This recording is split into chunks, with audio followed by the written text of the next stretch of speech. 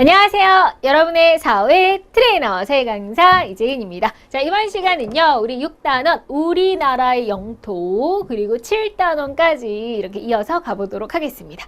자, 대한민국의 영토에 대한 이야기. 일단은요, 영역이 개념부터 잡아볼게요. 영역. 우리 강아지들도요, 자기 영역 표시를 합니다. 그죠? 네, 애완견 기르시는 분들 아실 거예요.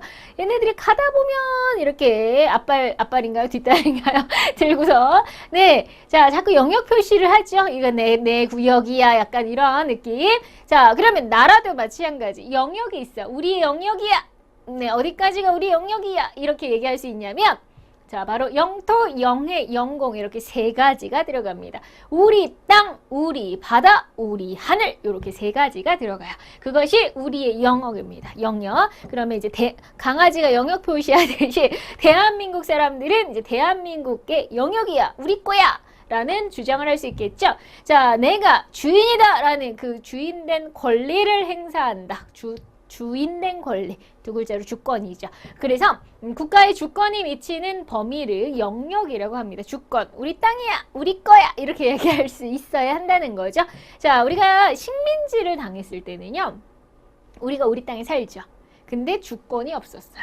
자, 우리가 우리 땅이야 라고 말을 못하는 거죠. 우리가 주인이야 말을 못하잖아요. 그래서 주권이라는 거 굉장히 중요합니다. 주권이 있어야 일단은 영역 표시를 할 수 있는 거죠. 그래서 국가의 주권이 미치는 범위로, 자, 그러면 우리 거니까 우리나라의 영역이기 때문에 당연히 다른 나라가 외부에서 침입이 들어온다면 우리가 보호하고 막을 수 있는 우리의 영역이 되는 거죠. 그렇죠?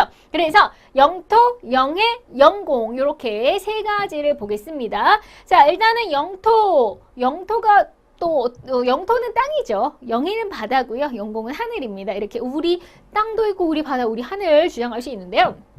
어떤 나라는 대단히 영토가 넓은 나라가 있어요. 그리고 영토가 대단히 좁은 나라도 있습니다. 자, 세계에서 제일 땅덩이가 넓은 나라 어딜까요? 1등 러시아예요. 러시아가 제일 크고요. 2등이 캐나다입니다.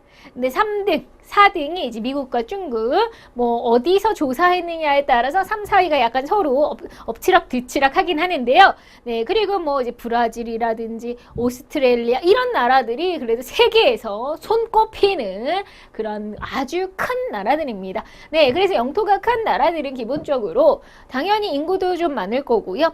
자원도 많게 땅덩이가 넓으니까 자원도 풍부하고, 그래서 경제 발전에도 유리한 대부분 어느 정도는 잘 살 수 있는 조건들을 갖췄죠. 그렇죠? 근데 이제 단점은 뭐냐면요, 관리가 어렵다는 거죠. 너무 땅덩이가 넓으니까 저 끝과 끝이 너무 머니까 국가에서 나라를 지키려고 한다면 관리 범위가 너무 넓죠. 그래서 국가의 통합 방위가 좀 어려울 수는 있겠다. 나라가 너무 크니까. 반대로 이제 그런 반대로 생각해보면 나라가 너무 조그마면 관리는 참 쉽겠네. 조그마니까, 쪼만하니까. 네, 그래서 자, 영토가 좁은 나라는 관리가 쉽고 방어는 쉽겠지만 아무래도 좁다 보니 그만큼 자원도 없을 거고요. 이런 단점이 있겠죠. 어떤 나라가 세상에서 제일 조그만 나라일까요?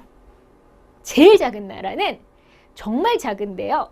자, 우리 이탈리아의 교황청이 있는 곳을 생각하시면, 자, 사실 거기는 종교적인 지역이라 그 교황청이 있는 그 지역을 국가로 바티칸 시국이라고 해서 세상에서 제일 작아요. 그래서 바티칸 시국, 그 다음에 뭐 우리나라 한 서울만 할까요? 싱가포르가 나라죠. 네, 그리고 모나코 이런 나라들이 상당히 작은 나라로 들어갑니다. 뭐 어떤 나라는 넓은 나라, 큰 나라. 물론 이제 우리 대한민국은요, 그렇게 작은 나라 아니에요. 맨날 말할 때는 뭐 너무 작아서 막 이렇게 얘기를 하는데 사실 세계적인 순위로 보면 중간은 갑니다. 그래서 뭐 너무 작은 나라는 아니라는 거 생각하시면 되고요. 자, 그래서 영토가 큰 나라, 작은 나라 크기로 한번 말씀드립니다. 이번에는 모양으로 볼게요. 우리나라는 사실 호랑이를 닮은 나라죠. 그렇죠? 이게 호랑이가 약간 어흥하고 있는 듯한, 네, 그런 이제 호랑이. 저는 이렇게 얘기해요. S라인 호랑이다. 왜냐하면 길쭉, 허리는 잘록, 길쭉. 그래서 이제 약간 모델 체형 S라인에, 이런 S라인의 호랑이를 닮은 나라인데 자, 근데 이제 우리는 미국 일제강점기 때 일본 애들이 우리를 토끼를 닮았다고 얘기를 하는 거죠. 자, 그래도 호랑이가 보스가 있잖아요. 토끼는 귀엽긴 하지만 좀 약하잖아요. 그죠?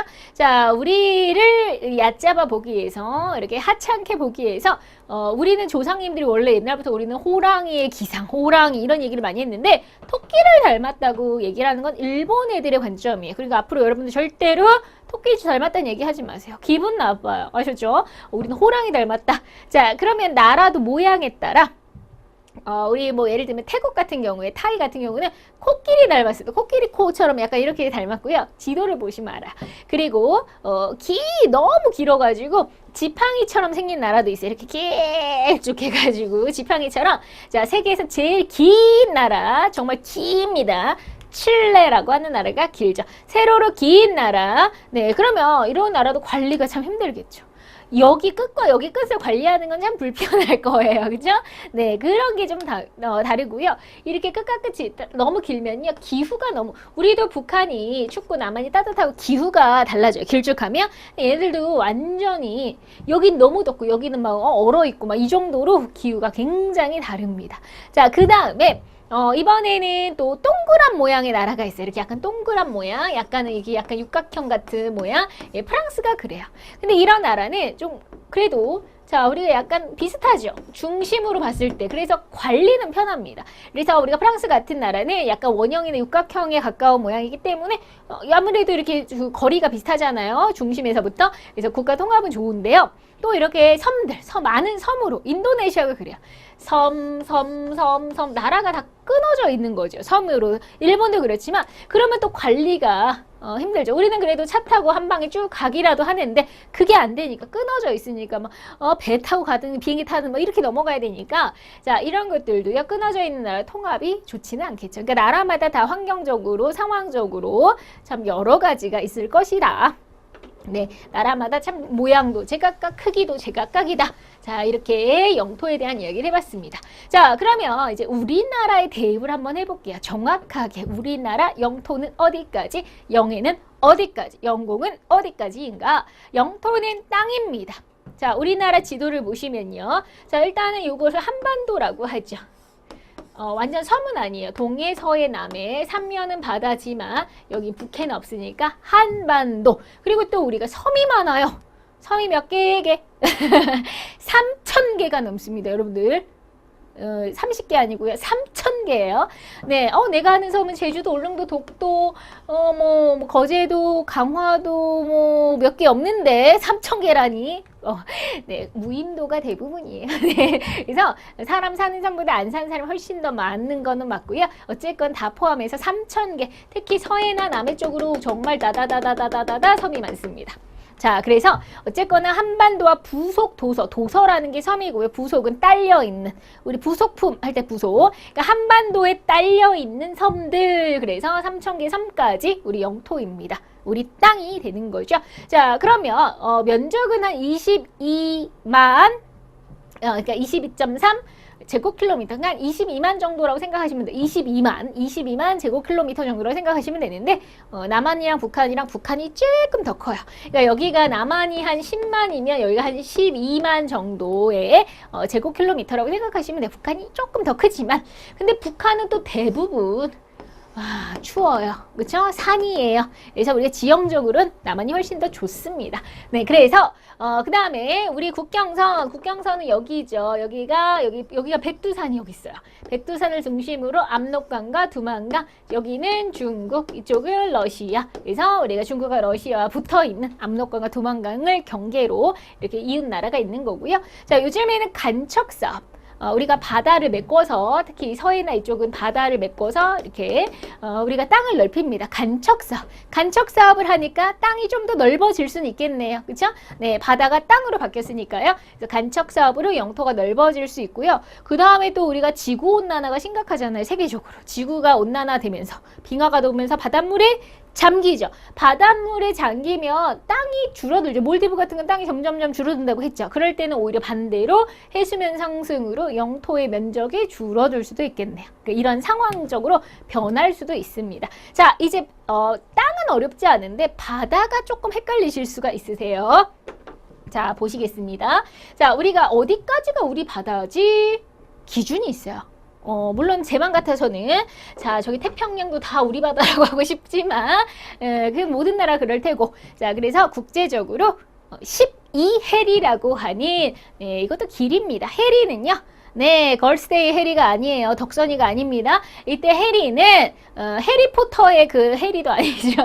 네, 어이가 없죠. 자, 이 해리는 1해리는 1852m를 얘기해요. 네, 그게 길인데, 자, 근데 외우실 필요 없습니다. 뭐, 1해리가 얼마냐, 이런 거 안 물어보고요. 자, 근데 그러면 바다에서 12해리까지가 그 나라의 바다라 하자. 그죠? 자, 그럼 우리나라는요, 그러면 보세요. 바닷물이 이렇게 있어요. 이게 이제 자, 이게 육지고 요게 바다라고 할게요. 근데 바닷물은요, 약간 그날따라 좀 바닷물이 많이 찰 때도 있고 좀 많이 이렇게 낮아질 때도 있어요. 오르락 내리락 할 수 있습니다. 자, 바닷물이 높을 때와 낮을 때, 자, 그러면 어디서부터 우리 바다라고 할까? 높은 데서 12해리 할까? 낮을 때 12해리를 할까? 뭐가 더 유리한지를 보세요. 자, 낮을 때 쟤야 더 멀리까지 우리 거야 라고 할 수 있잖아요. 그래서 가장 바닷물이 낮을 때 최저 조이선에서 12해리가 그 나라 바다로 쳐줘요. 가장 바닷물이 낮을 때 잽니다. 높을 때 재면은 너무 요만큼밖에 안 되는데 여기까지 더 멀리까지 갈 수 있죠. 그래서 최저 조이선에서 12해리가 영해 기준이고요. 자, 그러면 이제 우리나라 영해는요. 자, 그냥 동해바다는 해안선이 단조로 밋밋합니다. 그냥 일반 기준선을 통상기선이라고 해요. 통상적으로, 일반적으로 기준선, 기선. 여기서부터 12해리 이렇게 나가면 돼요. 그럼 여기까지가 우리 바다 12해리라고 해봤자 한 요 정도밖에 안 돼요. 지도에서 보면. 자, 근데 이제 서해하고 남해가 문제예요. 자, 육지에서부터 재면 요거 12해리는 이건데 아까 분명히 섬도 우리 땅이라고 했어요. 그러면 섬을요, 다 우리 땅으로 생각해서, 자, 가장자리에 있는 섬을 이으세요. 가장자리에 섬을 연결했더니, 이렇게 되죠. 이것이 원래는 없는 선인데 가상으로 만들었어요. 자, 가장자리에 있는 섬들을 이어서 직선으로 선을 하나 만듭니다. 줄긋기처럼 이렇게 줄긋기를 해놓고 직선으로 선을 하나 만들어놔요. 그리고 여기까지가 다 우리 땅이잖아. 이렇게 생각하는 거야. 이 섬까지가 다 우리 땅으로 쳐. 이렇게요. 자, 그럼 여기까지가 우리 땅으로 생각하면 여기서부터 12해리를 재시면 되는 거예요. 아셨죠? 동해하고 서해가 달라요. 동해는 자, 여기 해안 거의 뭐 동해는 섬이 별로 없으니까요. 그냥 통상에서 12. 근데 서해하고 남해는 섬이 많으니까 섬을 이어준 다음에 여기까지 우리 땅으로 보고 그리고 거기서부터 12해리를 잽니다. 직선 기선에서 12해리. 다르죠? 네, 그래서 왜 그러냐? 서해를 황해라고도 하죠? 서해나 남해는 해안선이 워낙 복잡하고 섬이 많아서 그렇게 하는 거고요. 그 다음에 또 하나 특이한 데가 있는데 여기가 문제예요. 자, 여기는 일본의 스시마 섬이라는 섬이 여기 있어요. 대마도죠. 자, 이게 12해리면 우리가 스시마 섬 이렇게 먹어버리거든요. 먹으면 얼마나 좋아요. 하지만 엄연히 일본 섬이에요.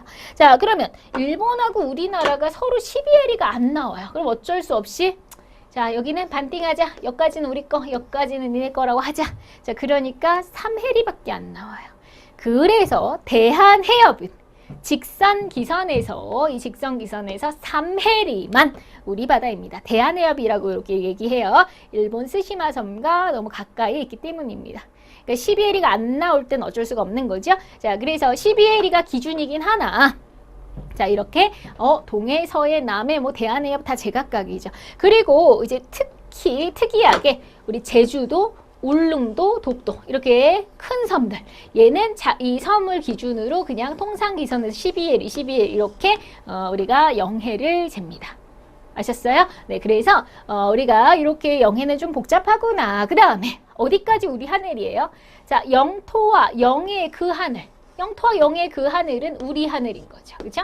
그래서 영토와 영해에 포함되는 하늘 우리 하늘이고요. 자, 그럼 하늘은 너무 멀어요. 이렇게 올라가면 막 저기 우주까지 다 닿을 수 있잖아요.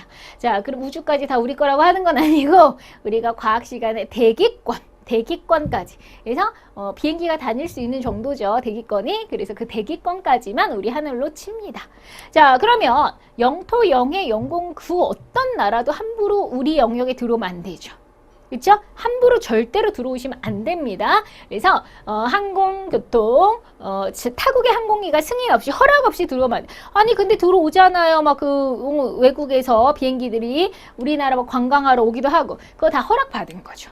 그죠? 그러니까 허락받은 것만 들어오는 거지 허락받지 않은 그런 것들이 함부로 우리 영토 영해 영공에 들어오면 안 되죠. 자, 그런 군인들이 나서겠죠. 그렇죠?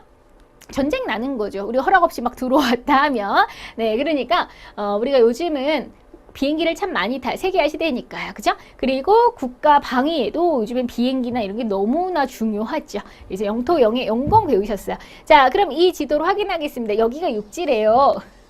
그럼 육지 끝에 여기를 기준선으로 봐서 여기까지 12L이는 우리 바다구나. 그럼 여기는 영해가 되는 거죠. 자, 그럼 여기가 우리 육지니까 우리 땅이네. 영토가 되는 거죠. 영토와 영해 하늘, 거기까지 하늘은 영공이라고 하면 되죠. 네, 이렇게 하면 됩니다. 우리 땅, 우리 바다, 우리 하늘은 절대로 그 어떤 것도 함부로 허락 없이 들어오면 안 돼요. 그렇죠? 자, 우리가 공격해도 우리가 쏴버려도 할 말이 없는 겁니다. 그렇죠? 네, 그래서 자, 이렇게 영토영의 영공에 대해서 배우셨습니다. 근데 요즘에 그러면 모든 나라는 다 영토영의 영공이 있나요? 아니요. 몽골. 자, 몽골 갈까요? 몽골? 자, 우리나라가 이렇게 있고, 자, 그러면 중국이 있어요. 중국도 바다가 있네요. 그럼 얘들도 다 12L이 자, 지낼 거라고 할 거예요. 러시아도 바다 있죠? 12L이. 근데 여기 중간에 이렇게 있는 몽골. 자, 영토 있어요. 영해 없죠. 영해는 바다가 있어야 영해가 있는데 영해가 없습니다. 그리고 영공은 있겠죠. 하늘은 있겠지만 영해가 없습니다. 그래서 우리나라 영토영해 영공이 다 있는 축복된 땅이고요. 이런 나라는 바다 보고 싶으면 해외여행밖에 방법이 없는 거죠. 그렇죠? 네, 그래서 바다가 없는 나라는 영해가 없을 수도 있는 겁니다. 모든 나라가 다 영토영해 영공이 다 있는 건 아닌 거죠. 자, 그러면 자, 여기 우리가 또 상식적으로 아셔야 되는 게 있는데 보세요. 자, 우리가 영해는 이렇게 여기까지가 영해입니다. 12해리. 그죠? 여기도 아까 섬들을 이어서 12해리니까 뭐 고작 한 뭐 요 정도 될 거예요. 뭐 요 정도 이렇게 된다 치고. 그다음에 제주도, 울릉도, 독도는 자, 이렇게 이제 영해입니다. 되셨죠? 자, 그러면 우리가 이렇게 바다가 있는 나라에 한해서 국제적으로요. 허락을 해준 게 있어요. 뭘 허락을 해줬냐면 야, 너네 바다가 있는 나라들 우선 사용권을 줄게. 바다를 우선적으로 다른 나라보다 먼저 사용할 수 있는 그런 우선 사용권을 줄게. 그것이 배타적 경제 수역이에요. 영어로는 EEG가 됩니다. 자, 경제적으로 이 물 지역을 사용해 배타적 다른 나라를 배제시키고 그러니까 니네 먼저 사용해 이거죠. 먼저 사용권이에요. 자, 그게 바로 배타적 경제 수역이고 그러면 이거는 몇 해리냐면 200해리를 줍니다.